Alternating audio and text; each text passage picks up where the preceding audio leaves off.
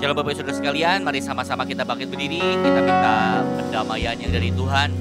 Kita percaya kita orang-orang yang dilayakan, kita orang-orang yang dibenarkan, dan kita dipersiapkan untuk menerima setiap yang terbaik yang dari Tuhan. Mari saudara sama-sama kita bangkit berdiri, kita menghormati Tuhan.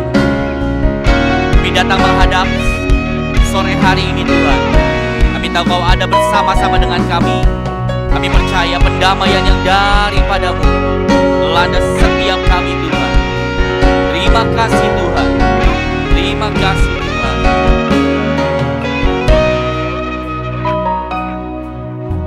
Anak domba Allah, Kau layak untuk menerima kuasa, kekayaan, hikmat, kekuatan, hormat, kemuliaan, dan pujian bagi Dia yang duduk di tahta dan bagi anak domba. Pujian, hormat, dan kemuliaan dan kuasa selama-lamanya. Kudus, kudus, kudus, kuduslah Tuhan, alam semesta memuji-Mu. Kudus, kudus, kudus, kuduslah Tuhan. Kami semua datang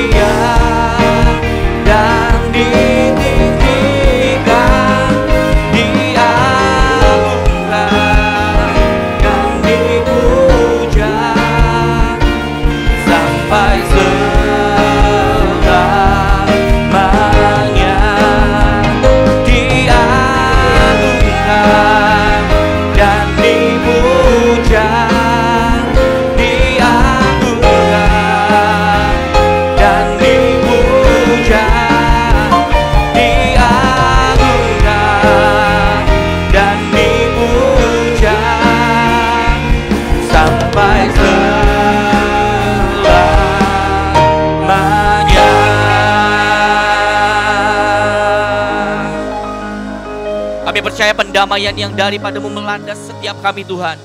Kami dibenarkan, kami dilayakan bukan karena kebaikan kami, tapi semuanya karena karya salib-Mu dalam hidup kami Tuhan. Terima kasih Bapa, kami percaya hidup kami sungguh-sungguh ada di dalam tangan-Mu Tuhan, di dalam nama Tuhan Yesus Kristus. Mari setiap yang percaya sama-sama kita katakan, amin. Mari sekali lagi beri tepuk tangan yang paling dahsyat buat Yesus Kristus Tuhan. Kita percaya hidup yang kita pilih untuk mengikut Tuhan, itu membuat hidup kita menjadi berarti karena Dia Yesus Tuhan yang membuat setiap kita menjadi berarti. Yang percaya boleh sekali lagi beri suara-suara yang paling dahsyat buat Yesus Kristus Tuhan.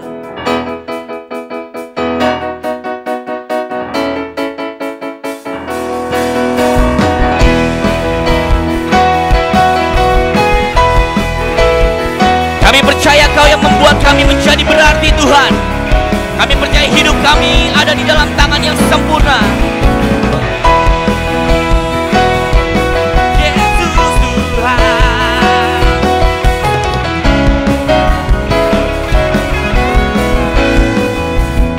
Sama-sama katakan, hidup yang ku pilih membuatku berarti. Karena Yesus Tuhan, tempatku percaya dan berharap. Buka mataku, lihat sekelilingku. Ku harus nyatakan kebenarannya yang membebaskan. Karena kuasa-Mu, kehebatanku, ku dapat lakukan perkara besar yang Engkau janjikan. Yesus, Kaulah sahabatku. Yesus, Kau yang akan selalu berada di sisiku. Kau sumber kuatku. Oh Yesus, Kaulah sahabatku. Yesus, Kau yang tak pernah kuatku. Yang percaya katakan haleluya.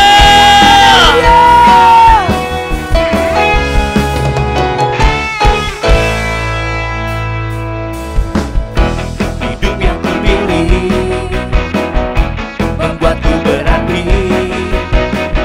Karena Yesus Tuhan, tempatku percaya dan berharap. Buka mataku, lihat, kami nyatakan kebenarannya yang membebaskan. Karena kuasa-Mu, karena kehebatanmu, ku dapat lakukan perkara besar yang Engkau janjikan. Yesus, Kaulah sahabatku. Yesus, Kau yang akan selalu berada di sisiku. Kau sumber kuatku. Oh Yesus, Kaulah sahabatku. Yesus, Kau yang tak pernah jemu-jemu di sisiku. Kau sumber kuatku. Yesus, Kaulah sahabatku. Yesus, Kau yang akan selalu berada di sisiku. Kau sumber kuatku. Oh Yesus, Kaulah sahabatku. Yesus, Kau yang tak pernah jemu-jemu di sisiku. Kau sumber kuatku. Kau sahabatku, berada di sisiku. Kau sahabatku selama-lamanya. Kau sahabatku, berada di sisiku selama-lamanya. Haleluya. Mari yang percaya beri sorak-sorai kemuliaan bagi Yesus Kristus Tuhan. Kita mau nyatakan Dia yang jadi Raja atas setiap kita, amin.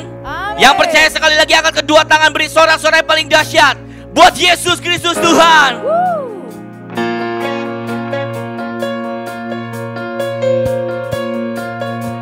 Kami mau nyatakan Kau yang berkuasa atas setiap kami Tuhan. Engkau yang jadi Raja, Engkau yang bertahta.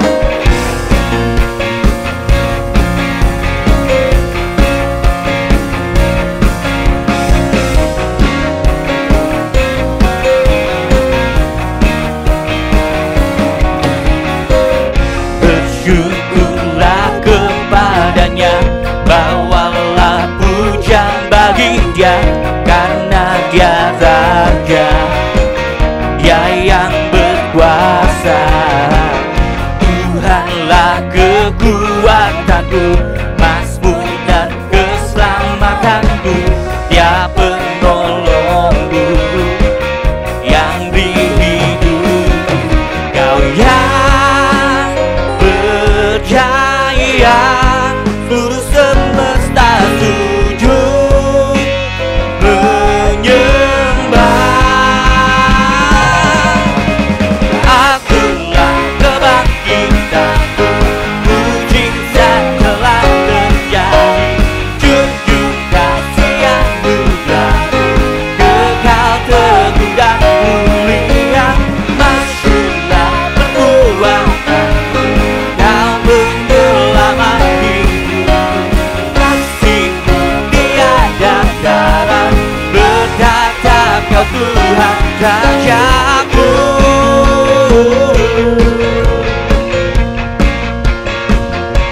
Engkau yang berkuasa, Yesus Tuhan, Yesus Raja.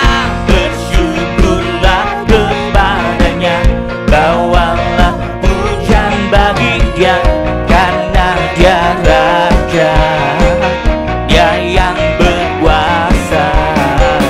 Tuhanlah kekuatanku, Mazmur dan keselamatanku, Dia penolongku yang beri hidup. Sama-sama, Kau yang percaya, seluruh semesta sujud menyembah. Katakan, Kau yang berjaya, Kau yang berjaya, seluruh semesta sujud menyembah.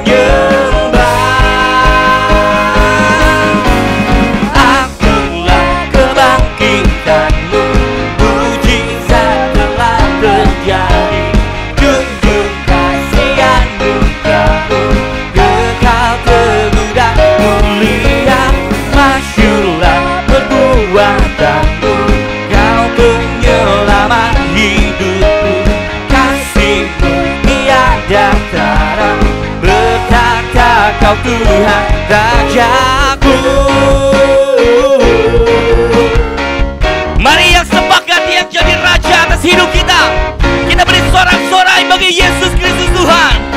Kami nyatakan Kau Allah yang berkuasa, Yesus Kristus, Engkau Raja. Yesus Tuhan,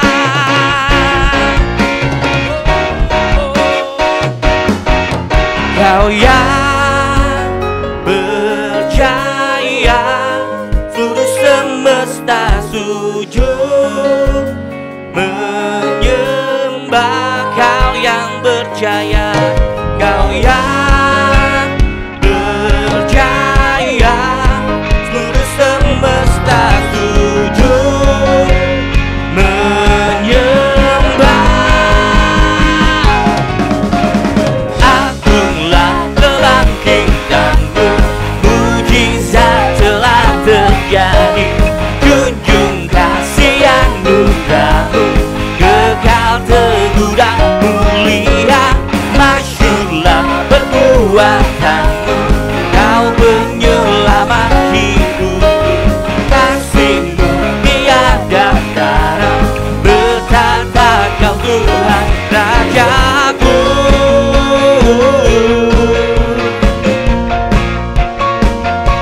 Yesus Raja.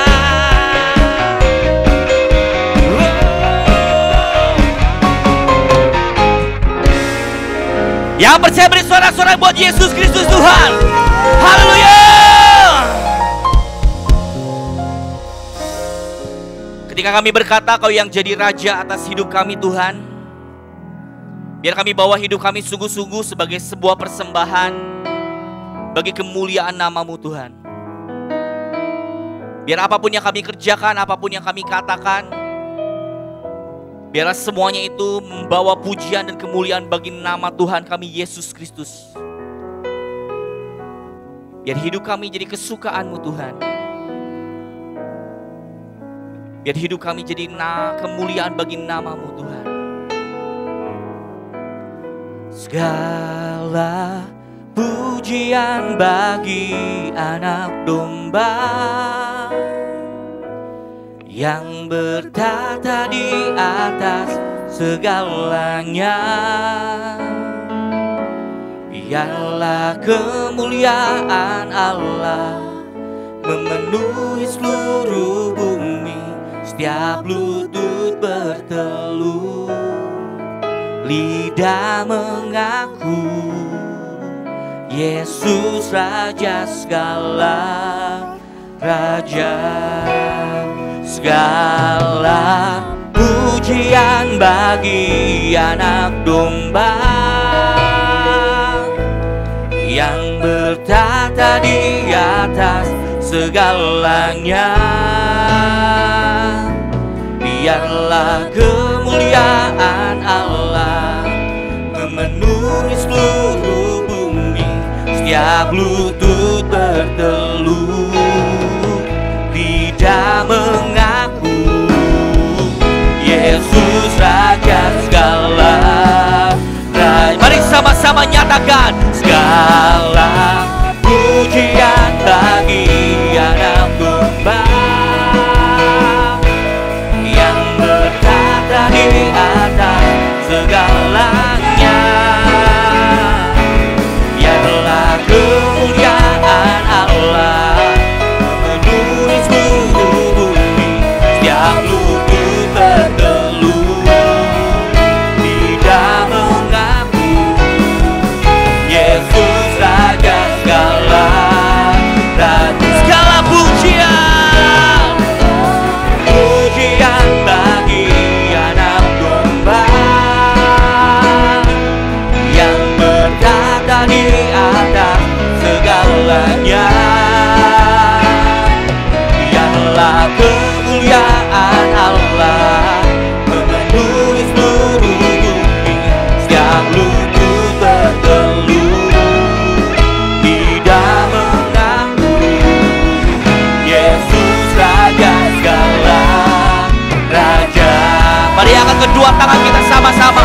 Kita mau nyatakan, segala pujian bagi anak domba yang bertata di atas segalanya. Biarlah kemuliaan Allah memenuhi seluruh bumi. Setiap lutut berteluh, lidah mengaku Yesus Raja segala raja.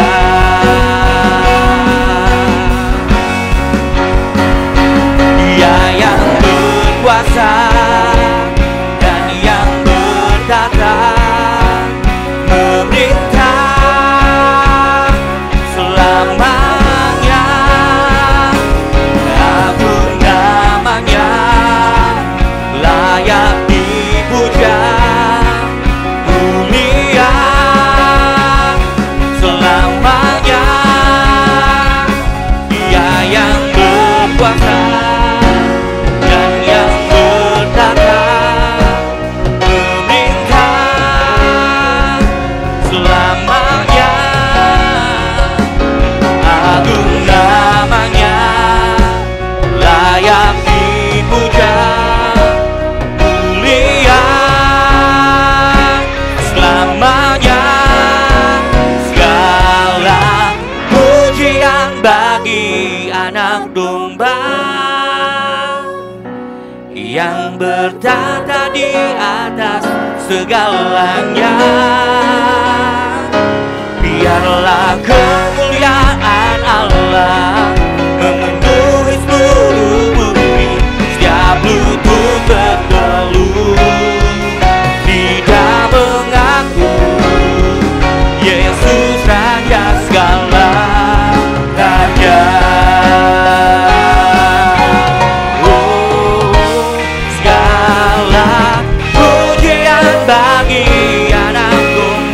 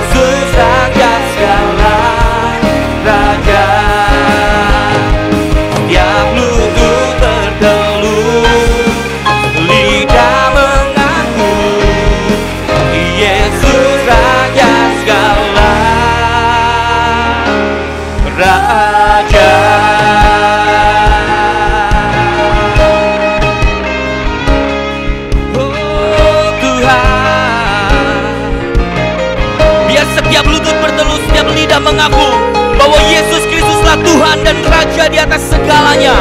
Kami mau dedikasikan hidup kami, sepanjang hidup kami Tuhan, biar Kau yang jadi Raja. Terima kasih Tuhan, terima kasih Tuhan, terima kasih Bapa. Sebentar kami akan terima taburan firman-Mu malam hari ini Tuhan. Mari berbicaralah di tengah-tengah kami anak-anak-Mu siap mendengarkan. Buat hati kami menjadi tanah yang subur, yang siap menerima setiap yang terbaik, yang daripada-Mu Tuhan. Kami percaya Bapa, apapun yang ditaburkan malam hari ini, itu akan bertumbuh, berakar, dan berbuah dengan sangat lebat dalam hidup kami Tuhan. Buah kami manis, buah kami dapat dinikmati oleh sekitar kami. Terima kasih Bapa. Berbicaralah di dalam nama Tuhan Yesus Kristus. Kami siap menerima. Haleluya. Amin.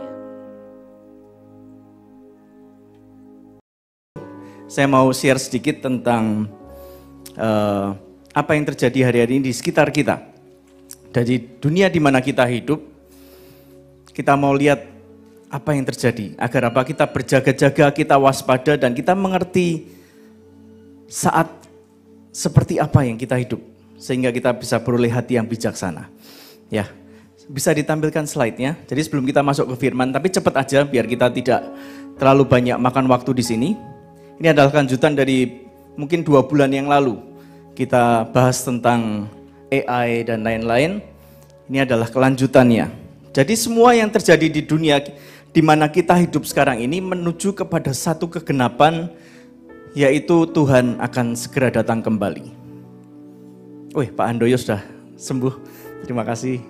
Puji Tuhan. Senang sekali bisa ibadah bareng-bareng. Ya, jadi apa yang Alkitab nubuatkan di dalam firman Tuhan, semuanya pasti jadi. Katakan amin, pasti jadi. Dan Alkitab menubuatkan, sebelum Tuhan datang kembali akan ada tanda-tandanya. Dan kita sebagai orang percaya harus mengerti dan tahu tanda-tanda yang terjadi di sekeliling kita. Yang pertama, sebelum Tuhan datang kembali akan terjadi yang namanya one world religion. Jadi one world government, one world religion, one world economy. Kalau one world government kita sudah tahulah. Jadi berapa tahun yang lalu seluruh dunia bisa terima itu V, ya tahu ya V ya. Itu karena apa? Bersatu dan sudah ada one world government yang mengaturnya, betul ya?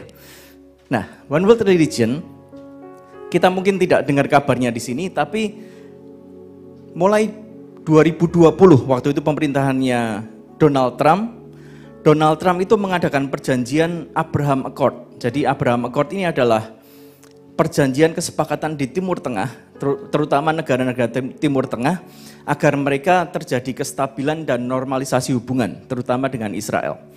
Nah, lalu bulan Desember 2020, waktu itu Donald Trump bersama Benjamin Netanyahu dan juga dari perwakilan UAE, United Arab Emirates, itu menandatangani kesepakatan Abraham Accord. Itu apa? Yang pertama, mereka menormalisasi hubungan antara Israel dengan UAE. Jadi UAE itu beda dengan Arab Saudi ya. Arab Saudi itu di mana jemaah kita beribadah haji ke sana, tapi UAE adalah, kalau kita tahu ada Dubai, ada Abu Dhabi, itu UAE, lebih liberal, lebih moderat. Nah, mereka menandatangani satu kerjasama. Yang pertama adalah, ayolah kita ini agama samawi, jadi dari Kristen, Islam, dan juga Yahudi, kok kita berantem terus? Marilah kita menandatangani kesepakatan damai, dan sudah saatnya kita berdamai agar semua tenang bisa membangun. Lalu dibangunlah satu bangunan di Abu Dhabi. Ini adalah Abrahamic Family House. Jadi di satu lokasi ada 3 bangunan, ini adalah masjid, ini adalah gereja, dan ini adalah sinagog. Jadi sama-sama ayo kita berdamai. Itu secara agama begitu. Mereka sudah sepakat berdamai, one world religion. Nah, lalu secara politik bagaimana? Waktu itu Amerika menjadi penengah antara Israel dengan negara-negara Timur Tengah. Waktu itu yang sudah menandatangani kesepakatan itu antara lain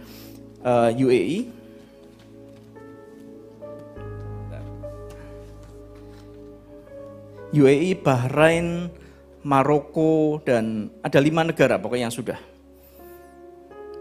Nah, lalu terkendala ada pandemi, mereka melanjutkan setelah pemerintahan Joe Biden ini. Melanjutkan mereka akan menormalisasi hubungan Israel dengan Arab Saudi. Kali ini benar-benar dengan Arab Saudi. Dan mereka sudah ketemu, dan mereka sudah, ini berunding nih.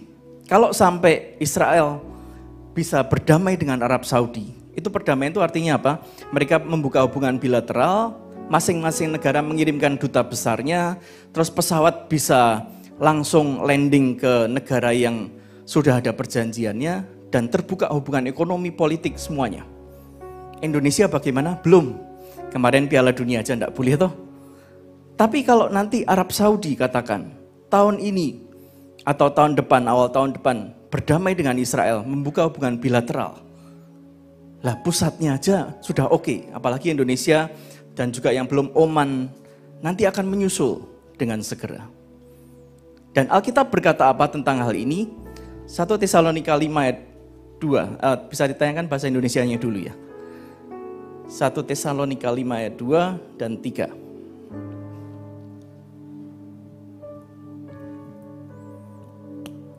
Karena kamu sendiri tahu benar-benar bahwa hari Tuhan itu datang seperti pencuri pada malam. Ayat 3, apabila mereka mengatakan semuanya damai dan aman, maka tiba-tiba mereka ditimpa oleh kebinasaan. Seperti seorang perempuan yang hamil ditimpa oleh sakit bersalin, mereka pasti tidak akan luput. Nah, perhatikan kata damai dan aman. Kembali ke slide tadi.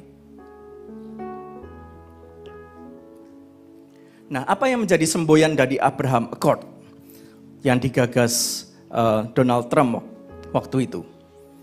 Semboyannya adalah peace and security. Aneh ya. Apa yang terjadi di dunia ini? Orang-orang yang bahkan di luar Tuhan, mereka mau tidak mau mengikuti apa yang firman katakan. Di dalam bahasa Inggrisnya, 1 Tesalonika 5 ayat 3 tadi berkata, kalau mereka berkata aman dan damai, tiba-tiba kehancuran datang. Jadi ini adalah tanda-tanda di mana kita hidup, Tuhan datang waktu keadaan damai. Ya toh? Pak Yer juga selalu bilang, Tuhan datang, pengangkatan rapture itu datang waktu keadaan damai. Tidak waktu perang, tidak waktu semua kelaparan, tapi Alkitab bilang, Tuhan datang waktu keadaan semua aman dan damai. Tiba-tiba rapture dan masuklah 7 tahun masa kesesakan. Oke, berikutnya, itu tentang One World Religion. Sekarang One World Economy. Nah, kalau dulu kita membayangkan, suatu saat sebelum masa Antikris, atau di dalam masa Antikris nanti semua akan mata uang menjadi satu mata uang dunia. Kita berpikirnya Pak, lembaran kertas yang gambarnya siapalah, mungkin pemimpin PBB atau siapa, semua akan memakai mata uang kertas yang sama. Tapi dunia kita hidup sekarang ini berbeda. One World Economy yang setelah kita menjalaninya, kita melihat, kita tahu One World Economy adalah mata uang digital. Sekarang di kota-kota besar, Surabaya, Jakarta, bahkan parkir di mall pun tidak terima lagi uang cash. Semuanya digital. Jadi kita sedang menuju ke cashless society, di mana semuanya tidak pakai uang kertas dan tidak pakai mata uang yang sekarang kita pakai. Koin akan nanti hilang lah. Semuanya digital. Berikutnya, nah ini perkembangan yang menarik karena Sam Altman itu pendiri OpenAI. Jadi company AI yang terbesar sekarang di dunia itu mengeluarkan namanya WorldCoin. Kalau sebelumnya kita tahu ada Bitcoin, ada Ethereum dan lain-lain, Sam Altman ini mengeluarkan WorldCoin. Yang jadi peserta siapa? Boleh semua orang di seluruh dunia bisa jadi anggotanya, bisa punya koin digital dari Sam Altman ini. Nah, lalu bagaimana identifikasinya? Kan semua orang seluruh dunia kan susah. ID-nya apa? ID-nya adalah scan mata retina. Jadi setiap orang yang mau jadi anggota akan harus pakai alat ini di-scan retinanya untuk menjadi ID-nya. Dan itu setiap orang kan retina matanya beda-beda. Itu menjadi ID-nya. Sekarang anggotanya sudah 2,4 juta orang. Yang mendaftar lajunya adalah 100 orang per menit. Kembali semuanya akan menuju global. Nah, lalu ini kalau dari swasta. Kalau dari pemerintah juga tidak mau kalah. Mereka akan mengeluarkan namanya CBDC, itu belum salah. CBDC, kita harus perhatikan di bulan-bulan atau tahun-tahun ke depan, karena pemerintah tidak mau kalah. Mereka tahu kalau Bitcoin dan koin-koin yang dikeluarkan swasta tidak bisa diatur. Tapi pemerintah berpikir, marilah kita mengeluarkan koin kita sendiri dari pemerintah masing-masing negara, dan juga IMF bilang, ayo kita keluarkan koin pemerintah seluruh dunia yang menyatukan semuanya. Nah, para ahli sudah was-was karena apa? Was-wasnya adalah privasi, masalah privasi dan kontrol. Kalau ini diberlakukan, pemerintah bisa tahu pengeluaran kita untuk apa, kita beli apa, kita kemana, kita terbang kemana, itu semua ketahuan, datanya masuk. Dan Alkitab berkata, suatu saat di masa antikris, orang yang tidak menerima tanda, tidak bisa menjual dan membeli. Itu akan betul-betul kejadian. Karena apa? Semuanya diatur menjadi satu pemerintahan global. Ya, ini One World Economy. Berikutnya, nah ini AI yang menarik ya. AI atau AI? AI itu tante-tante Surabaya. AI. Nah, AI ini menarik karena apa? Sekarang AI bisa menghidupkan orang mati. Apa yang dimaksud?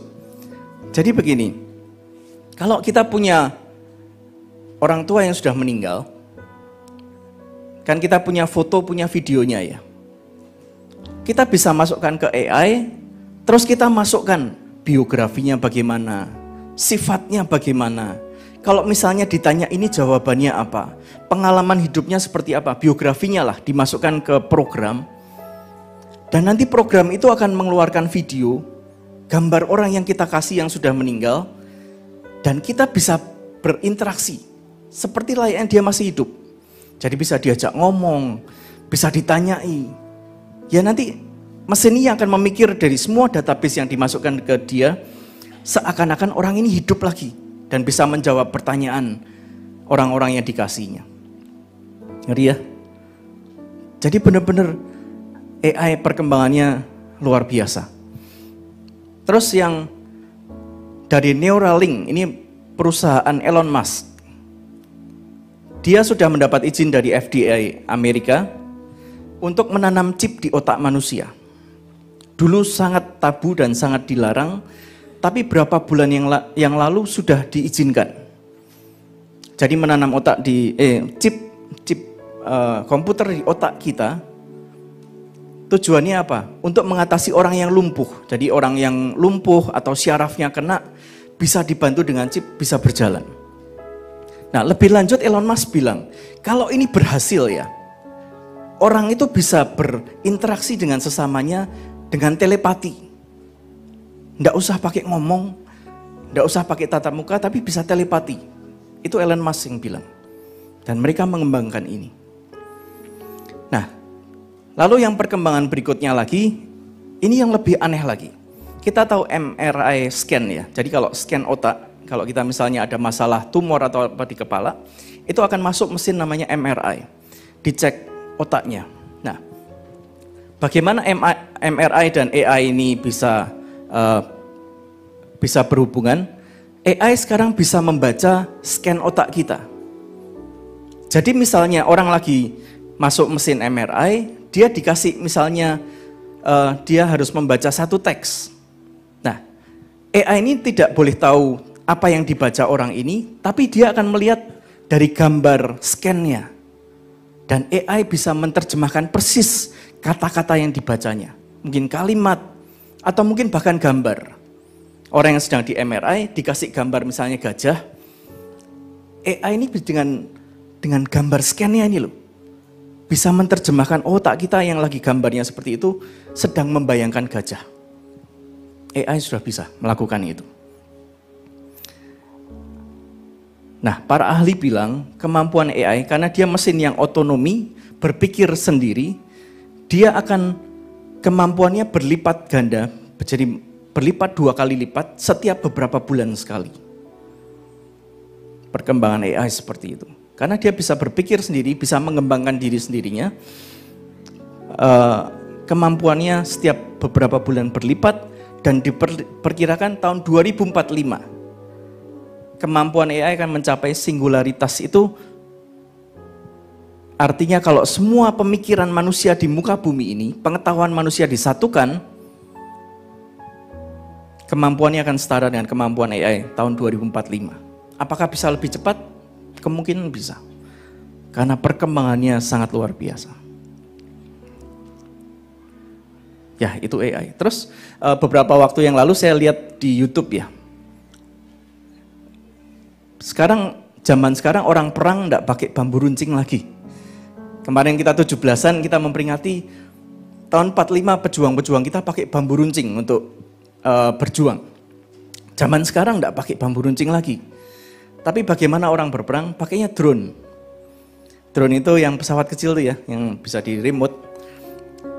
Nah, drone militer sekarang bisa membawa bom, bisa membawa senjata, diterbangkan gitu. Lalu dilengkapi juga dengan teknologi AI, facial recognition. Bisa membedakan wajah orang. Jadi kalau misalnya di program Olaf sasarannya. Jadi ini orang yang harus diburu adalah Olaf. Fotonya dimasukkan, gambarnya dimasukkan, biometriknya dimasukkan. Drone ini akan bisa terbang mencari orang yang dimaksud.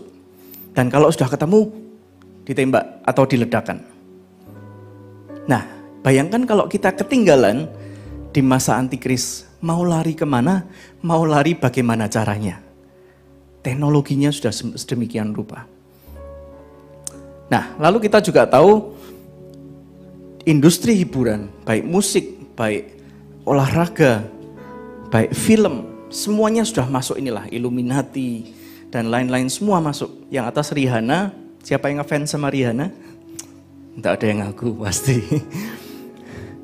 Terus, nah tanda ini, tanda segitiga adalah tanda Horus, all seeing eye. Jadi mereka tanda Illuminati adalah segitiga atau mata satu.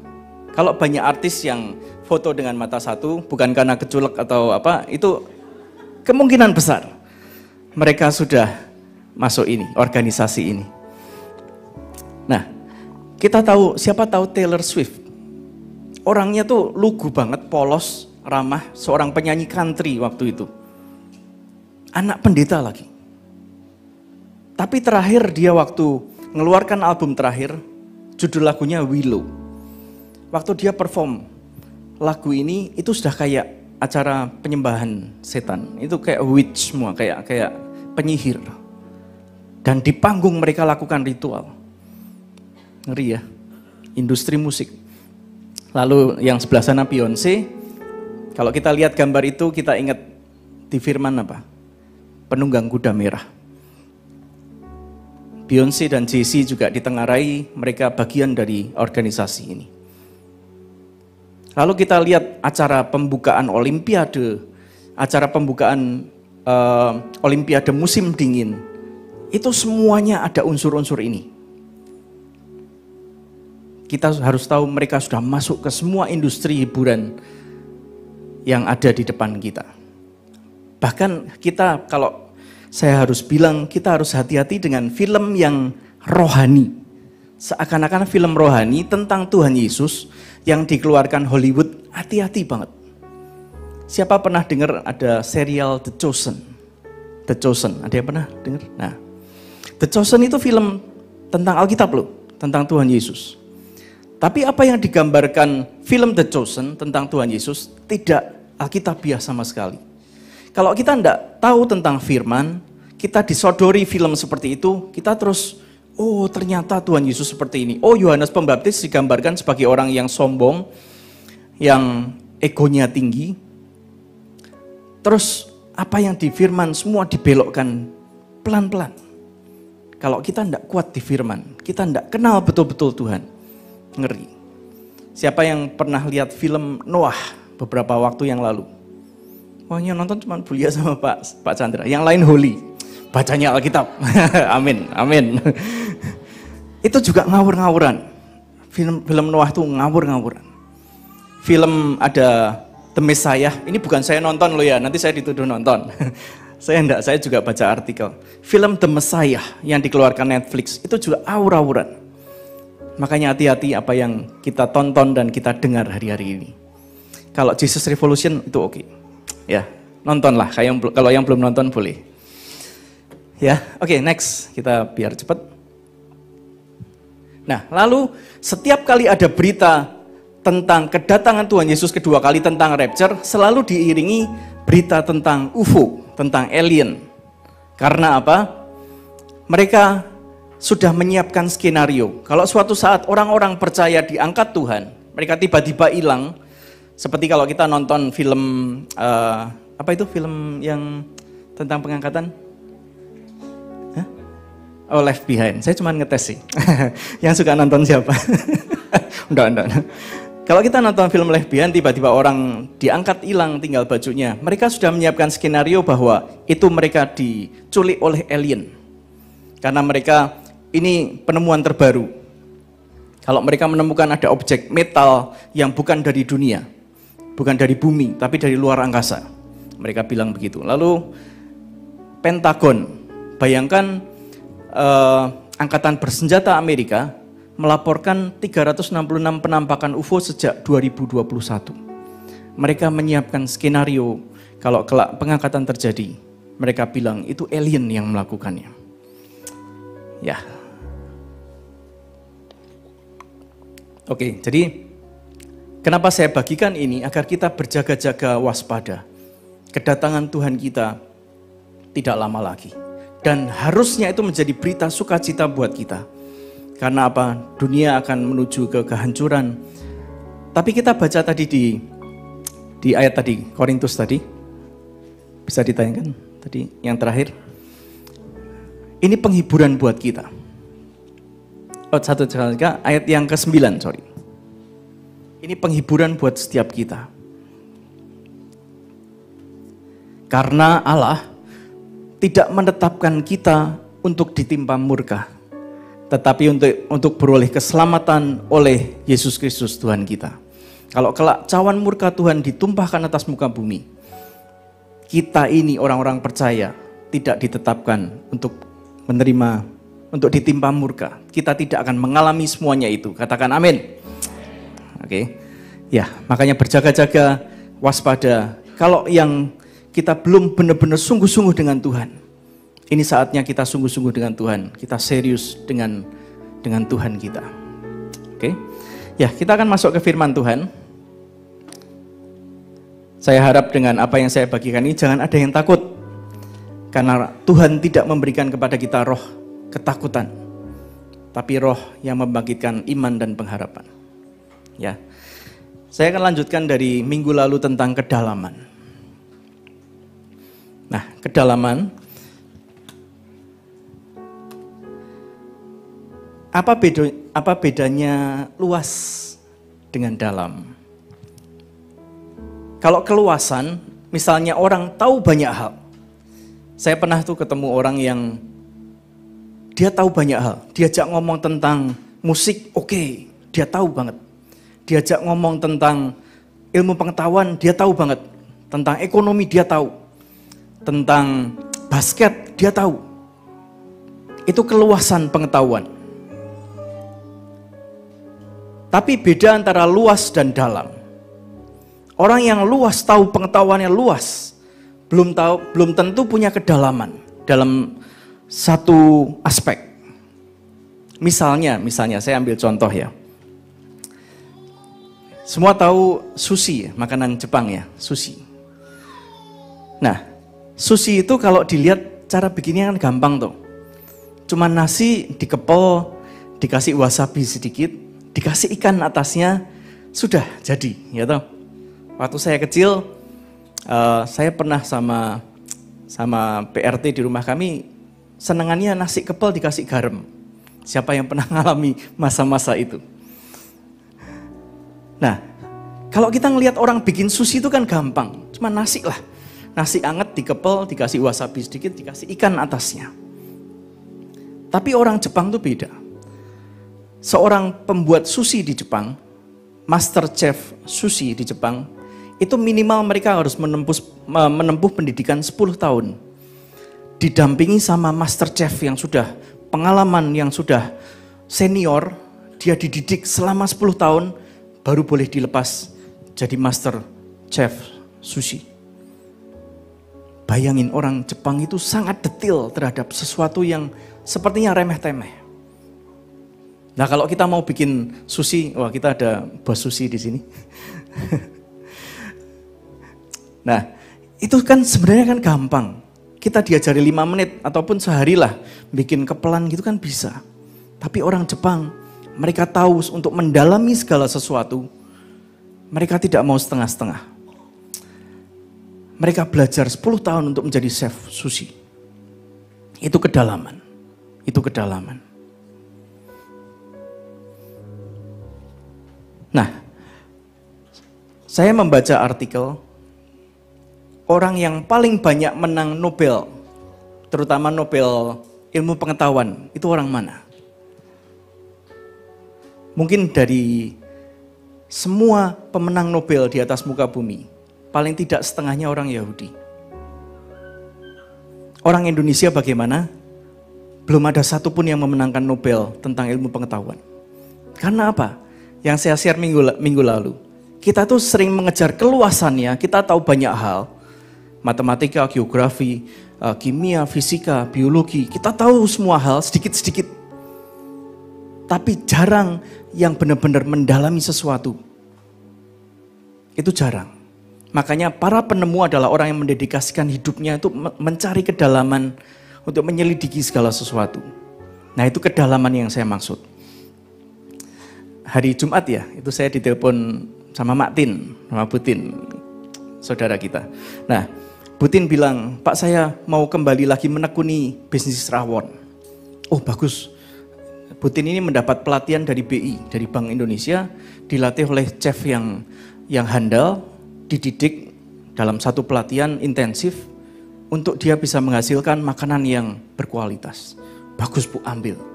Kejar terus kedalaman, belajar terus, jangan berhenti belajar. Dan saya bersyukur Butin ambil kesempatan itu dan akan melakukannya. Itulah kejar kedalaman. Kita pun sebagai orang beriman, jangan cuma asal ngerti firman Tuhan. Kita mungkin yang sudah bertahun-tahun jadi orang Kristen, dari semua yang diberitakan di mimbar ini, kita sudah 80% tahulah. Sudah pernah dengar ayatnya lah. Sudah pernah baca minimal.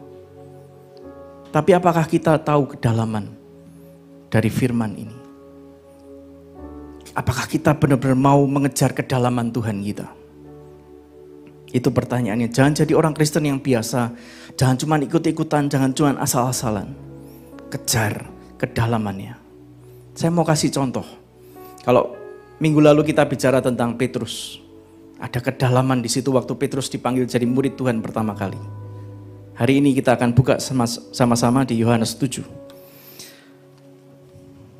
Kita akan cari kedalamannya. Apa yang Tuhan maksud di firman-Nya. Yohanes 7 ayat 37 mulai.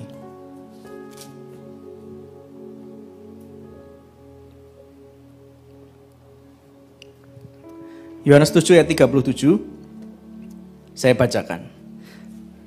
Pada hari terakhir, yaitu pada puncak perayaan itu, Yesus berdiri dan berseru, siapa yang haus, baiklah ia datang kepadaku dan minum. Siapa yang percaya kepadaku, seperti yang dikatakan oleh kitab suci, dari dalam hatinya akan mengalir sungai-sungai air hidup. Katakan amin. Saya mau kita baca sama-sama di ayat yang ke-38 ya. Kita baca sama-sama ya. 1, 2, 3. Barang siapa percaya kepadaku, seperti yang dikatakan oleh kitab suci, dari dalam hatinya akan mengalir aliran-aliran air hidup. Nah, mari kita kupas ayat ini kedalamannya. Ayat yang ke-37, bisa kembali ayat 37. Dituliskan di situ pada hari terakhir. Yang dimaksud apa? Yaitu pada puncak perayaan itu. Nah, firman Tuhan itu ditulis bukan asal. Kalau Tuhan menuliskan sesuatu, Tuhan melakukan sesuatu, itu dalam ketepatan Tuhan yang luar biasa. Dan kalau kita tahu, benar-benar mempelajarinya, ternyata Tuhan kita itu ajaib. Dia Tuhan yang sangat perfect sekali, detail dalam mengerjakan segala sesuatu. Nah, pada hari yang terakhir, pada puncak perayaan yang dimaksud apa? Waktu itu mereka sedang merayakan perayaan Tabernakel. Kita tahu orang Yahudi diperintahkan Tuhan punya 7 perayaan, ya. Ada buah sulung, ada Pantekosta, ada salah satunya Tabernakel ini. Nah, apa yang menjadi kebiasaan para imam waktu itu, waktu perayaan Tabernakel? Jadi di bait suci, para imam akan mengambil air dari Siloam, dari kolam Siloam, dibawa ke bait suci selama 7 hari. Dan pada puncak perayaan, pada hari ke-8, mereka tidak lagi mengambil air dari Siloam. Hari ke-8 tanpa air. Perhatikan ya, hari 1 sampai ke-7, mereka ambil air dari Siloam, dibawa ke bait suci. Dan air itu dipakai untuk suatu ritual. Hari ke-8, puncak perayaan, mereka tidak mengambil air, tidak ada air sama sekali. Dan di hari itulah Tuhan Yesus berdiri di bait suci. Dia memproklamirkan dirinya. Barang siapa haus, karena dia apa? Dia berdiri di bait suci dan hari itu tidak ada air. Tuhan berkata ini, barang siapa haus, baiklah ia datang kepadaku dan minum. Saya waktu baca ini, ternyata tidak sembarangan Tuhan memilih tempat, memilih waktu, semuanya dalam ketepatan. Dan ingat waktu itu, dalam perayaan-perayaan besar orang Yahudi waktu itu, semua laki-laki Yahudi dari kota-kota sekeliling, mereka harus datang ke Yerusalem untuk melakukan, untuk merayakan ini Tabernakel. Jadi semua orang berkumpul dan Tuhan Yesus berdiri. Barang siapa haus, baiklah ia datang kepadaku dan minum. Nah, lalu waktu kita baca barang siapa haus, kita harus tahu ini adalah tawaran yang diberikan kepada Tuhan. Apakah semua orang haus? Belum tentu. Saya mengamatilah dalam satu ibadah, tidak semua orang datang dengan kehausan yang sama. Ada orang yang datang karena diajak teman. Ada orang datang karena rutinitas, ini hari Minggu aku harus ke gereja. Ada orang datang karena pengen ketemu teman. Ada orang yang datang memang mencari Tuhan. Tapi orang yang mencari Tuhan pun juga kehausannya beda. Ada yang orang mungkin sudah sangat tahu Alkitab, waktu dengar firman, dia bilang, ayat ini lagi. Aku sudah hafal, sudah tahulah. Mau dibahas dari sisi manapun sudah tahu, sudah hafal. Dia tidak datang dengan satu kehausan. Seperti bayangin orang yang datang dengan gelas yang penuh. Dia merasa sudah cukup, sudah tahu semuanya, jadi dia tidak perlu lagi diisi. Tapi beda dengan orang yang datang ke satu ibadah, mendengarkan firman dengan satu gelas yang kosong, dengan satu wadah yang kosong. Tuhan isi aku, penuhi aku. Itu satu kehausan yang Tuhan maksudkan, dimana kalau dia datang dengan kehausan, Tuhan mau isi penuh-penuh hidupnya. Isi dengan kebenaran firman, dengan anugerah, dengan semua yang terbaik dari sorga. Marilah datang dengan kehausan. Ada lakukan seperti rusa, rindu sungaimu.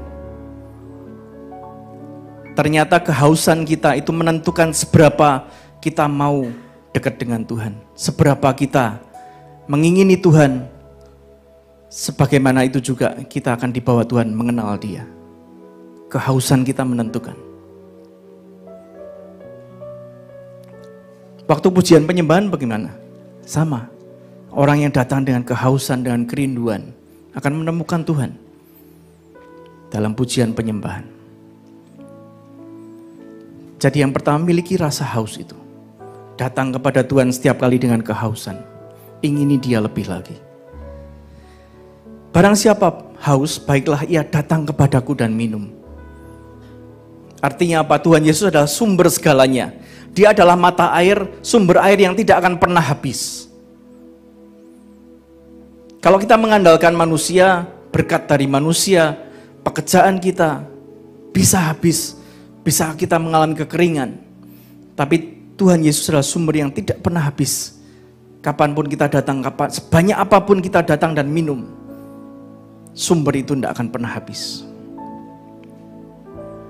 Ayat yang berikutnya.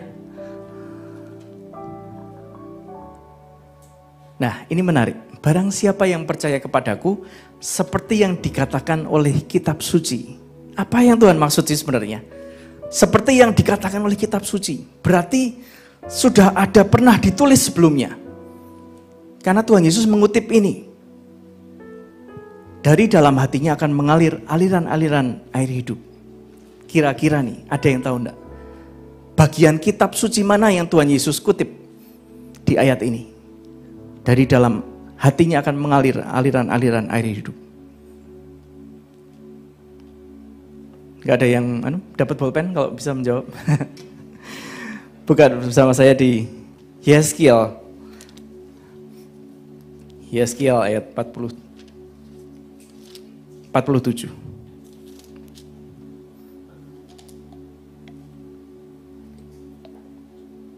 Ini loh yang Tuhan maksudkan. Seperti yang dikatakan kitab suci.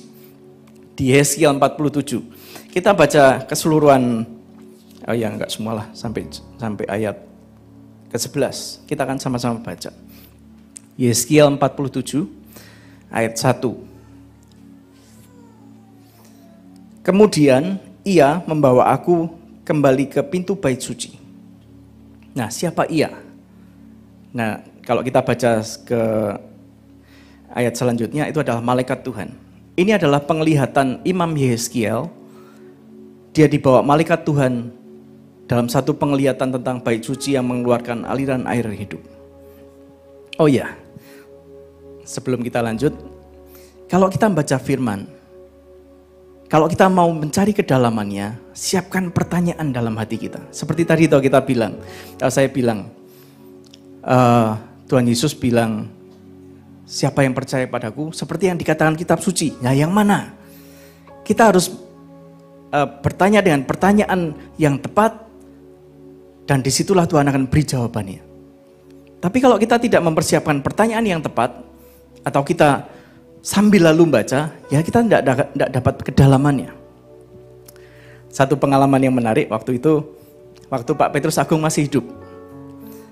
Waktu itu ada teman kita yang mendapat kesempatan untuk mendampingi beliau waktu Pak Agung ini pelayanan ke Solo. Kita sudah sangat excited. Kok besok nemeni Pak Agung ya seharian ya? Iya, dari pagi sampai sore. Kok banyak belajar, banyak tanya ya. Saya sudah pesan gitu, karena saya tidak dapat kesempatan itu. Banyak tanya, Pak Agung bisa dipakai Tuhan bangun Holy Stadium tuh, bagaimana perjalanan imannya? Bagaimana prosesnya dia jadi hamba Tuhan yang besar? Banyak tanya kok, siapin pertanyaan. Itu kesempatan besar besok. Nah, lalu hari berlalu, teman saya ini mendampingi Pak Agung memang hari itu. Lalu lusa ketemu dengan saya lagi. Saya excited, saya pengen belajar. Kemarin diajari Pak Agung apa? Ilmunya apa? Saya pengen tahu. Kemarin tanya apa kok? Oh, kemarin iya, saya seharian nemeni Pak Agung. Nah, terus tanya apa? Saya tanya, Pak, penarinya Bapak jubahnya bagus-bagus. Bikinnya jubah di mana, Pak? Kita ini ya gemes gitu ya. Eman gitu loh, kesempatan loh. Lalu Pak Agung jawabnya apa? Oh, soal itu saya kurang tahu ya. Nanti saya kasih kontaknya ketua penari saya, nanti bisa tanya sendiri. Dan tidak ada percakapan selanjutnya. Loh, saya ini menikmati loh, kalau saya ngajak makan hamba Tuhan, itu bukan sekedar ngajak makan, percayalah. Makan itu cuma aksesoris, tapi saya nyerap dari apa yang hamba Tuhan ini punya. Kehidupannya, proses Tuhannya, saya ini nyerap. Kemarin waktu Pak Yusak kesini saya ajak makan, kita ngobrol sampai jam 10 malam, dari jam 7. Jadi 3 jam kita ngobrol di meja makan. Saya nyedot, saya tanya banyak hal. Apakah hamba Tuhan ini tahu merasa dimanfaatkan? Ya mungkin tahu sih. Tapi begini, dia pun excited karena apa? Ada orang yang mau belajar. Ada pepatah bahasa Inggris berkata, kalau murid siap belajar, guru akan datang. Tapi kalau kita tidak punya kehausan itu, kita tidak tanya, ya kita tidak dapat apa-apa. Jadi, kalau kita melihat hamba Tuhan yang berdiri, hamba Tuhan besar lah siapapun. Mungkin Pak Agung, Pak Yusak, Pak Daniel. Kita cuma melihat kalau dia berdiri di mimbar. Kita melihat dia sudah jadi. Kita melihat dia sudah hebat dan diurapi Tuhan. Tapi banyak hal yang tidak diceritakan di balik itu. Jadi di latar belakangnya, behind the scene-nya, itu hanya keluar waktu kita ketemu dengan beliau secara pribadi di meja makan, kita bisa tanya banyak hal dan dia bisa cerita perjalanannya. Tidak semulus yang kita kira. Naik turun, ngejar Tuhan, cari Tuhan, meraba hatinya Tuhan. Itu proses yang panjang. Tapi kalau kita mau belajar, kalau kita mau mendalami itu, oh itu kedalaman yang luar biasa. Makanya jangan terkesima dengan hamba Tuhan yang besar berdiri di sini. Sudah jadi. Behind the scene-nya kita harus belajar. Oke, kita lanjut ayat ini. Kemudian ia membawa aku kembali ke pintu bait suci. Dan sungguh ada air keluar dari bawah ambang pintu bait suci itu dan mengalir menuju timur. Sebab bait suci juga menghadap ke timur dan air itu mengalir dari bawah bagian samping kanan dari bait suci itu, sebelah selatan mezbah. 2. Lalu diiringnya aku keluar melalui pintu gerbang utara dan dibawanya aku berkeliling dari luar menuju pintu gerbang luar yang menghadap ke timur. Sungguh air itu membual dari sebelah selatan. 3. Sedang orang itu pergi ke arah timur dan memegang tali pengukur di tangannya. Ia mengukur 1000 hasta. 1000 hasta itu berapa meter? 500 meter. Dan menyuruh aku masuk dalam air itu. Maka dalamnya sampai di pergelangan kaki. Berikutnya. Ia mengukur 1000 hasta lagi dan menyuruh aku masuk sekali lagi dalam air itu. Sekarang sudah sampai lutut. Kemudian ia mengukur 1000 hasta lagi, maju lagi. Menyuruh aku ketiga kalinya masuk dalam air itu, sekarang sudah sampai pinggang. Sekali lagi, ia mengukur 1000 hasta lagi. Sekarang air itu sudah menjadi sungai, di mana aku tidak dapat berjalan lagi sebab air itu sudah meninggi sehingga orang-orang dapat berenang. Suatu sungai yang tidak dapat diseberangi lagi. 6. Lalu ia berkata kepada, nanti dulu. Nah, saya mau kita lihat gambarnya. Jadi kalau teks kita mungkin kurang bisa membayangkan, bisa kembali ke slide, ada gambar Nabi Yehezkiel waktu itu. Nah, ini adalah gambar Nabi Yehezkiel, Imam Yehezkiel, diperlihatkan suatu aliran air yang keluar dari bait suci. Lalu malaikat ini membawa Yehezkiel maju 500 meter dari di mana air itu keluar dan masuk ke air itu. Tingginya masih semata kaki. Lalu tidak berhenti di situ, maju lagi ke depan 500 meter diukur dan masuklah ke air itu. Tingginya sudah selutut. Lalu majulah lagi 500 meter, sudah sepinggang. Dan sekali lagi, jadi berapa jauh dia berjalan? 2 kilo. Dalam 2 kilometer dia berjalan, airnya sudah meninggi, dia tidak bisa napak lagi kakinya. Dan dia harus berenang. Artinya apa? Dari bait suci, keluar aliran air hidup. Kenapa dari bait suci? Karena itulah semua, di mana semuanya bermula adalah dari bait suci. Aliran air hidup kita tadi baca di Yohanes adalah Roh Kudus. Kalau kita mengharapkan aliran air hidup, misalnya kita kepengen memberkati orang, pengen jadi berkat buat orang. Kita mengharapkan dari mungkin kekayaan kita, dari usaha kita, dari marketplace, dari mungkin kalau misalnya kebangunan rohani kita mendambakan dari revival yang sudah berlalu. Ayo kita bangkitkan lagi, kita gali lagi airnya. Saya kira kok kurang tepat. Karena semuanya berawal dari bait suci, dari tahta Tuhan. Air itu keluar. Yang kedua, Yeskiel diperintahkan, dibilang oleh malaikat Tuhan, masuk ke air itu. Jadi Tuhan sudah menyediakan buat setiap kita aliran air hidup. Cuman apakah kita mau masuk ke dalamnya atau tidak? Apakah kita cukup berdiri di samping, enggak Tuhan dingin, airnya dingin, saya enggak mau masuk. Ya sudah, kita enggak akan menikmati apapun. Tapi saat kita memutuskan untuk kita harus masuk dan kita ngalami Tuhan, disitulah kedalaman menentukan. Yang pertama, airnya cuma semata kaki, betul? Semata kaki itu berbicara apa? Yang kerendam kan cuma semata kaki kita. Atas bagian tubuh kita masih kering kan? Itu berbicara saat kita kenal Tuhan, tapi kita tidak menyerahkan seluruh hidup kita ke Tuhan. Kedagingannya masih banyak nih. Yang kelihatan ego kita ini masih banyak. Yang kerendam cuma kakinya. Jadi Tuhan tidak bisa berbuat banyak karena apa? Keinginan kita masih jalan terus. Yang bukan yang kita ikut kehendak Tuhan, tapi kita mau kehendak kita sendiri. Egonya masih banyak saat hanya semata kaki. Lalu kalau kita memutuskan, aku mau berjalan lebih lagi, aku mau masuk ke kedalaman Tuhan lebih lagi, akhirnya selutut.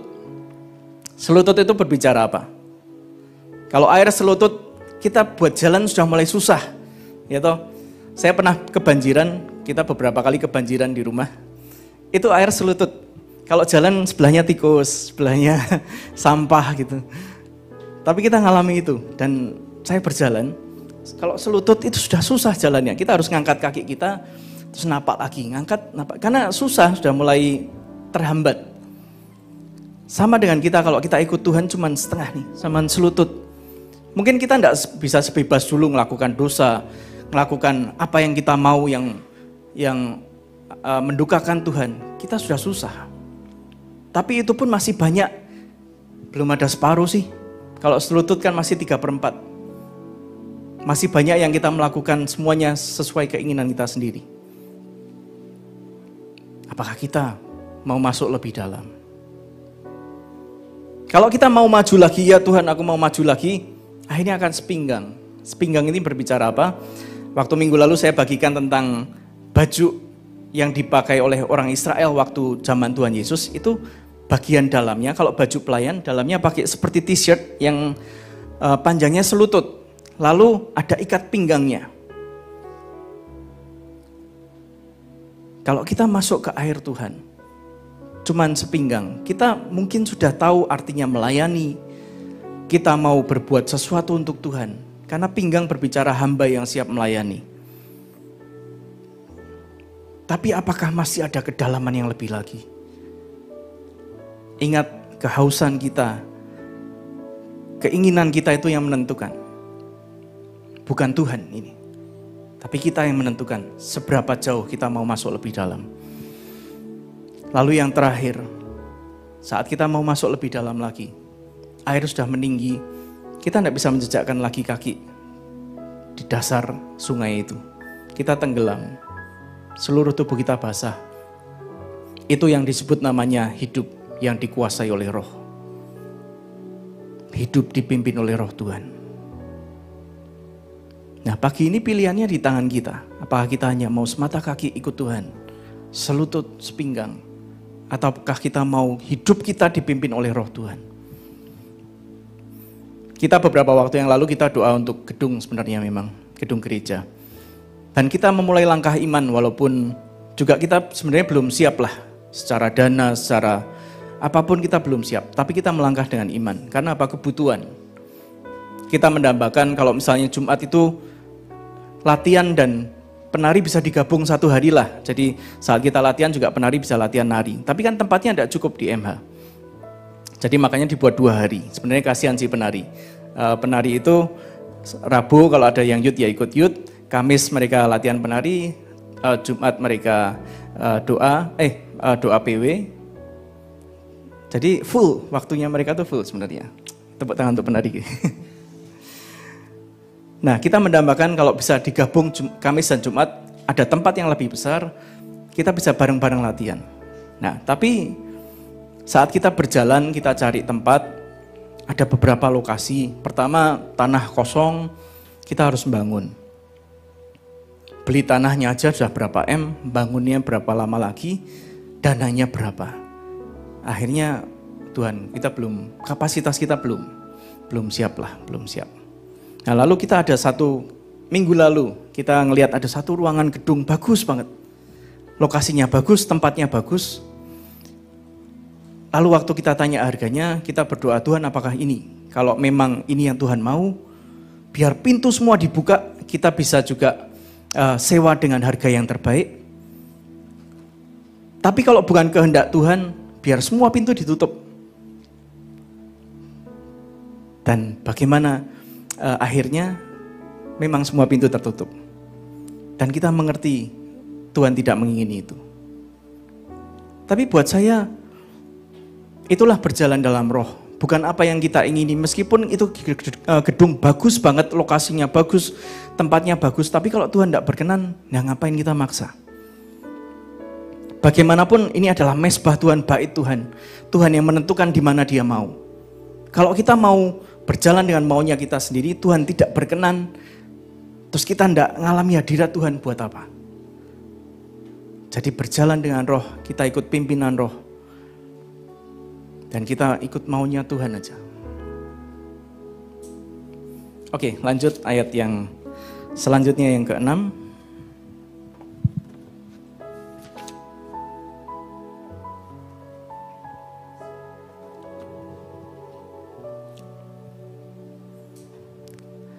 Lalu ia berkata kepadaku, sudahkah engkau lihat hai anak manusia? Kemudian ia membawa aku kembali menyusur tepi sungai. Setelah dia berjalan 2 kilometer dan dia sudah berenang di dalam kedalaman yang sangat dalam itu, Yeskiel kembali ke tepian dan dibawa kembali menuju ke bait suci. Lalu ayat 7, dalam perjalanan pulang sungguh ada yang berubah ternyata. Sepanjang tepi sungai itu ada amat banyak pohon di sebelah sini dan sebelah sana. 8. Ia berkata kepadaku, sungai ini mengalir menuju wilayah timur dan menurun ke Araba Yordan dan bermuara di Laut Asin. Air yang mengandung banyak garam dan air itu menjadi tawar. Nanti saya jelaskan. Sehingga kemana saja sungai itu mengalir, segala makhluk hidup yang berkeriapan di sana akan hidup. Ikan-ikan akan menjadi sangat banyak. Sebab kemana saja air itu sampai, air laut di situ menjadi tawar. Dan kemana saja sungai itu mengalir, semuanya di sana hidup. Mari saya mau perlihatkan peta yang tadi ada di slide. Di sebelah dari gambar Yeskiel tadi. Biar kita bisa bayangin ya. Belum. Nah. Oh yang gambar tadi bolehlah. Yang gambar setelah ini aja. Nah, ini adalah gambaran tadi dari Yeskiel tadi. Ini bait suci, dia digandeng malaikat, ayo jalan 500 meter semata kaki. Ayo jalan lagi masuk 500 meter lagi selutut. 500 meter lagi sepinggang. Dan 500 meter lagi 2 kilometer dia harus berenang. Lalu dia diajak kembali dari sana, kembali ke arah bait suci. Dan yang berubah adalah banyak pohon-pohon, sudah banyak tumbuh-tumbuhan di sekeliling sungai tadi. Nah, balik ke gambar tadi, yang sebelumnya. Nah, ini adalah petanya. Ini Yerusalem di mana bait suci ada. Dia dibawa malaikat berjalan ke timur, ke arah Laut Mati. Nah, di sini sungai itu mengalir ke arah Laut Mati. Nah, tadi ayat yang ke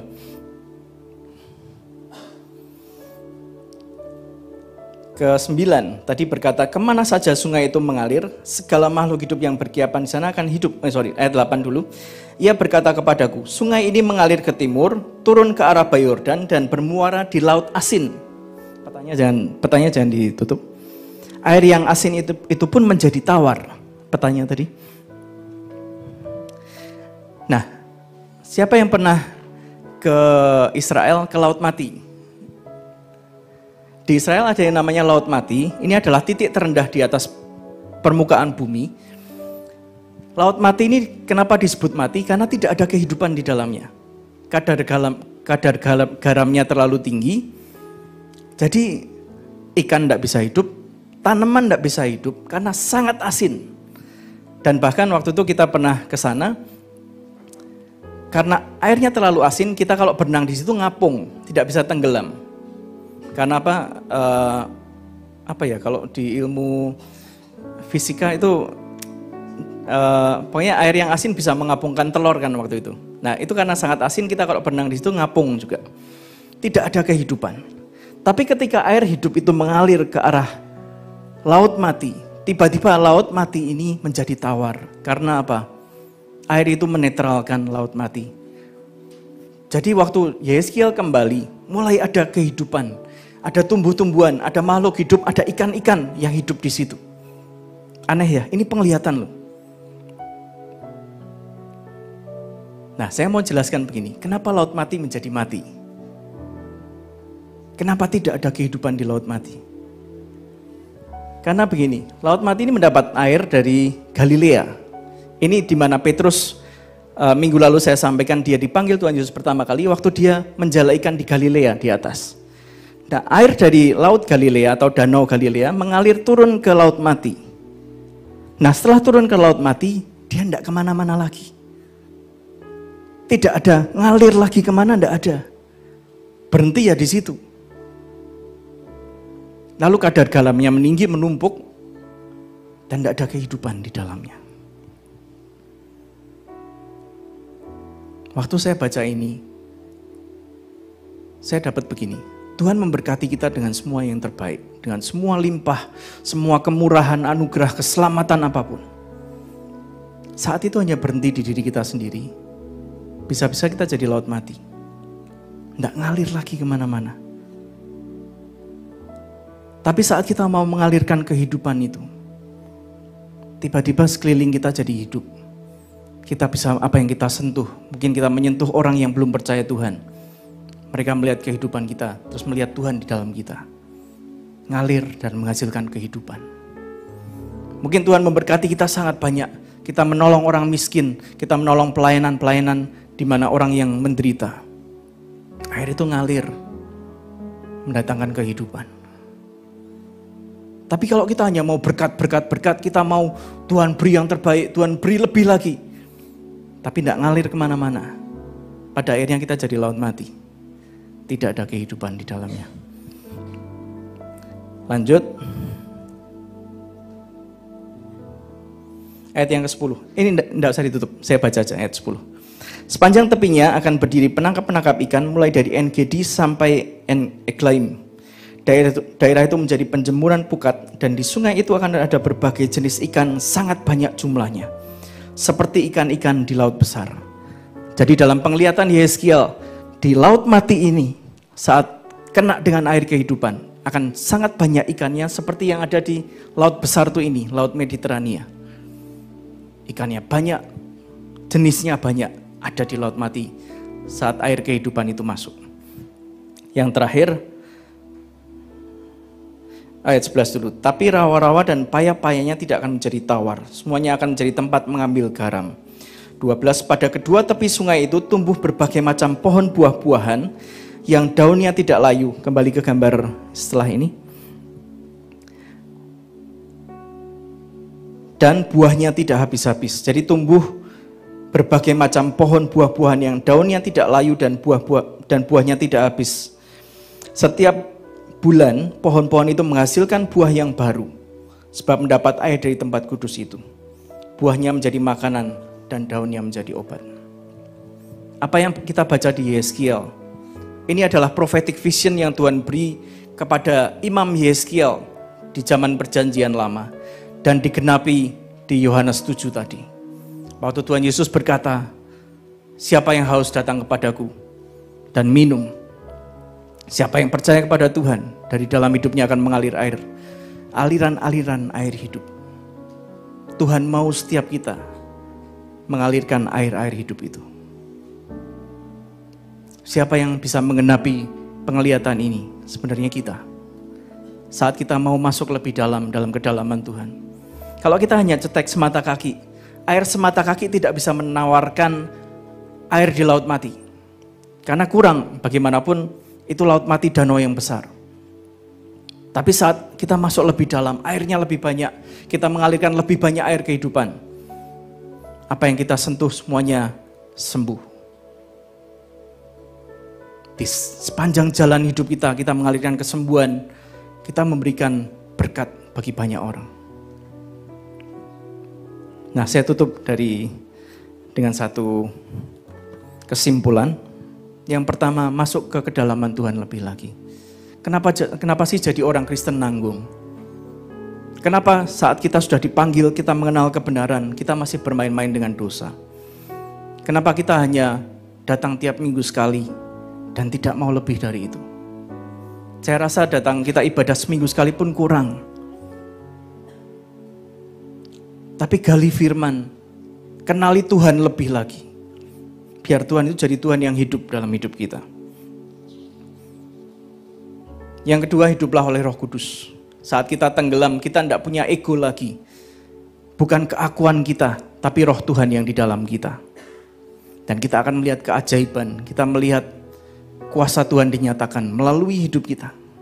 Bukan hanya hamba Tuhan, tapi saudara sekalian yang ada di tempat sini, Tuhan bisa pakai. Nah, seberapa haus, seberapa kita mau masuk lebih dalam, itu yang menentukan. Bukan bagian Tuhan, tapi kita yang menentukan. Kedalamannya mungkin orang beda-beda.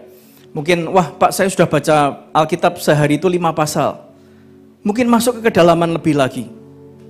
Kalau Tuhan suruh mungkin 10 pasal, bagus.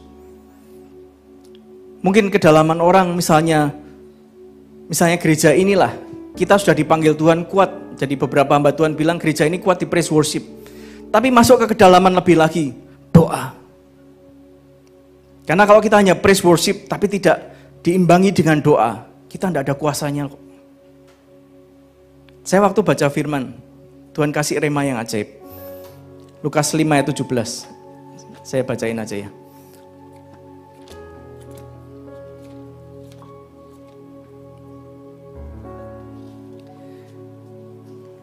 Lukas 5 ayat 17. Pada suatu hari ketika Yesus mengajar, ada beberapa orang Farisi dan pengajar hukum Taurat duduk di situ. Mereka datang dari semua desa di Galilea dan Yudea dan dari Yerusalem. Perhatikan ini. Kuasa Tuhan menyertai Yesus sehingga ia dapat menyembuhkan. Kuasa Tuhan menyertai Yesus sehingga dia dapat menyembuhkan. Bayangkan kalau kuasa Tuhan menyertai kita. Nah, tapi tanpa doa kita tidak ada kuasanya. Apa yang menjadi kekuatan Tuhan Yesus waktu itu? Karena tiap pagi benar, Alkitab menuliskan dia selalu datang ke hadapan Bapa dan doa. Nah, kemarin hari Sabtu, jadi setelah beberapa lama kita memulai doa pagi, yang datang masih tekotek-kotek. Jadi masih bisa dihitung jari. Terlebih para pelayan, terlebih orang yang benar-benar tahu ini. Mari masuk ke dalam Tuhan lebih lagi. Bukan hanya praise worship, tapi doa. Karena disitulah kuasanya. Siapa yang cepat dapat? Cuman ada 12. Maju aja, atau Bulia cepat. Angkat tangan, siapa yang butuh? Ya, minta ke Bulia. Tapi benar dipakai lo ya. Benar dipakai. Ini enggak tembus sih di Alkitab. Tayangkan. Kalau bisa ditayangkan.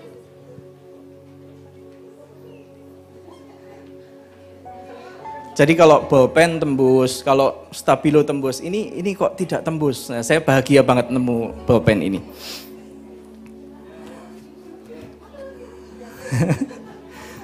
Sudah, tenang.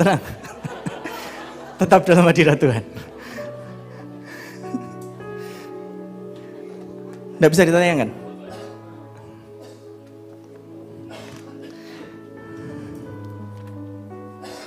Yang bagian ini aja.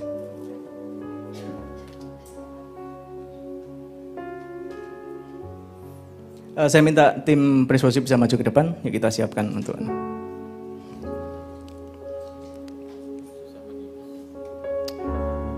Nah, ini tim media harus belajar sikap.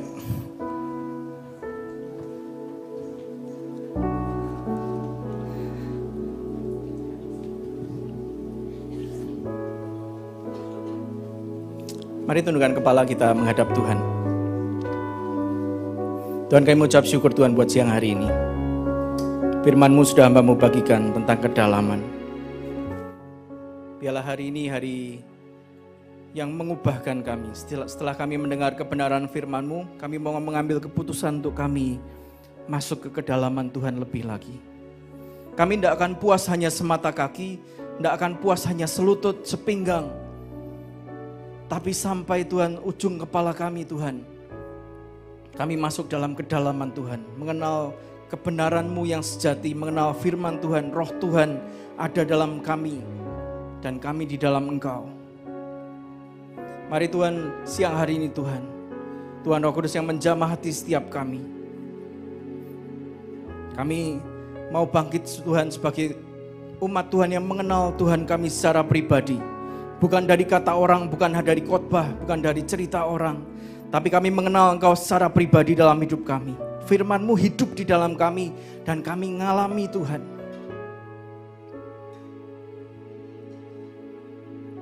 Mari taruh dalam hati kami Tuhan kerinduan yang sangat dalam.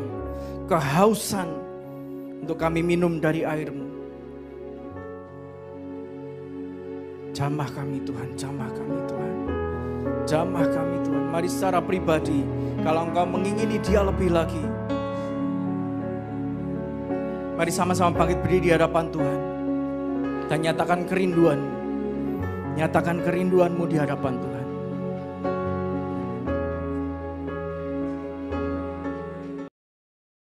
Ya, baik saudara, saya percaya setiap kita diberkati dengan taburan firman Tuhan yang sudah diberikan pada malam hari ini.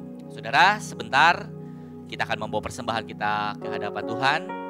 Untuk persembahan, karena ini ibadah kita masih online saudara dapat memberikan persembahan saudara lewat rekening yang tertera pada layar saudara.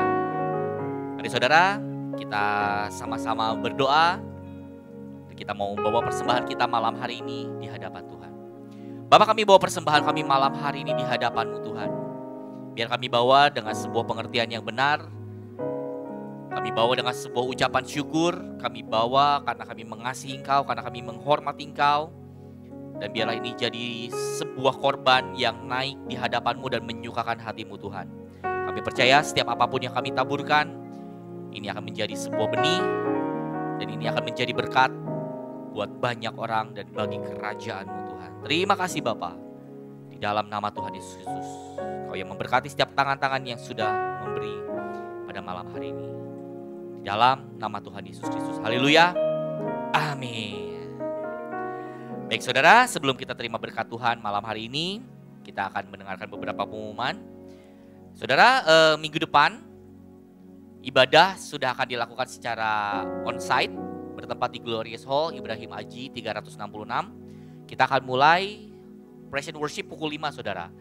Dan kita akan bersama-sama menyembah Tuhan, kita akan terima taburan firman Tuhan, dan kita percaya hidup kita terus diperlengkapi. Mari saya undang boleh sama-sama kita datang, bergabung, dan kita terima setiap yang terbaik yang dari Tuhan. Baik, pengumuman selanjutnya ibadah Big Miracle Church akan dimulai juga tanggal 7 saudara. Hari Minggu bertempat di Ruko ITC Kosambi Blok H1H2. Dan mari sama-sama juga kita hadir, kita menikmati setiap yang terbaik yang dari Tuhan. Pukul 16.30 saudara ya untuk yang Big Miracle Church. Kemudian pengumuman selanjutnya, doa pagi akan terus diadakan dan tidak ada libur saudara ya. Doa pagi akan terus kita jalankan. Live streaming di AOC Media, juga ada onsite di Ruko ITC Kosambi Blok H1H2 lantai 4. Mari terus bawa bangsa kita di hadapan Tuhan, dan kita percaya bangsa kita ada di dalam tangan Tuhan yang sempurna. Kita terus doakan, kita kawal pemilu, kita kawal setiap apapun yang akan dilakukan di bangsa kita, dan kita percaya Tuhan yang ambil alih dan Tuhan yang turut bekerja dalam segala perkara. Baik, amin. Mari saudara, sama-sama kita bangkit berdiri dimanapun saudara berada. Mari angkat kedua tangan kita mau naikkan ucapan syukur kita terima berkat Tuhan malam hari ini. Bapa, terima kasih. Bapa, terima kasih. Bapa di dalam surga, ku berterima kasih. Oh Bapa, terima kasih. Mari jemaat Tuhan angkat kedua tangan sama-sama malam hari ini, dan terimalah berkat Tuhan. Kiranya Tuhan memberkati engkau dan menjadikan engkau kepala dan bukan ekor. Kami percaya Tuhan yang mengangkat kami tinggi. Kami ada dari satu kemuliaan menuju kemuliaan, menuju kemuliaan. Karena engkau di dalam kami dan kami di dalam engkau. Terima kasih Tuhan, penyertaan Tuhan yang sempurna ada menyertai setiap langkah kehidupan kami. Di dalam nama Tuhan Yesus Kristus, kami terima setiap yang terbaik yang daripadamu. Dalam nama Tuhan Yesus Kristus, amin. Selamat malam, Tuhan Yesus memberkati.